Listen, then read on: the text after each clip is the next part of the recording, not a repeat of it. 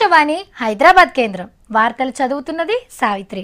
ఇప్పుడు ప్రసారం అవుతున్న కార్యక్రమం తీన్మార్. ఇందులో మొదటగా మత్తు పదార్థాలు వాటి వల్ల కలిగే ప్రయోజనాలు అనర్థాలపై ఒక వార్త ఉంటుంది. దాని తర్వాత రాజకీయ నాయకులు వారిపై గ్రహాల ప్రభావం మీద ఒక వార్తను చూడవచ్చు.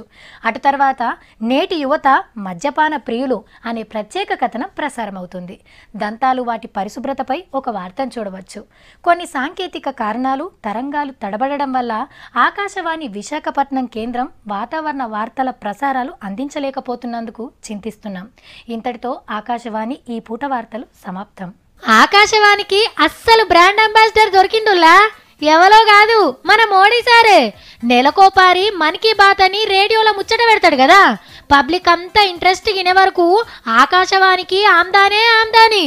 2 ఏళ్ల పేరు మీద 10 కోట్ల పంట వండిందట మోడీ సార్ మాటలతోని. బొచ్చెడు కంపెనీలు అడ్వర్టైజ్మెంట్లు ఇస్తున్నాయట రేడియో శ్రోతలతోని గిరాకీ పెంచుకునేందుకు.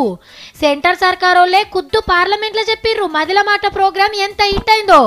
మోడీ సార్ హిందీలో మాట్లాడితే దాన్ని 18 భాషలకు 33 యాసలల్లో డబ్బింగ్ చేసి వినిపిస్తారు అయితారం పూట.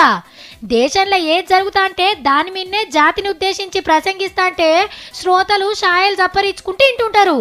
కానీ టీవీలో బ్రేకింగ్లు ట్విట్టర్ రాతలు నడుస్తున్న కాలంలో గరం మిర్చి, ఇంద్రధనసు, రేడియో పట్నం, పెద్ద ఎఫ్ఎంలు మోగుతుండగా వెనకటి ఆకాశవాణితోని అందరి మనసులు గెలిచిన మాటగారి రేడియో జాకి మన మోడీ సారే.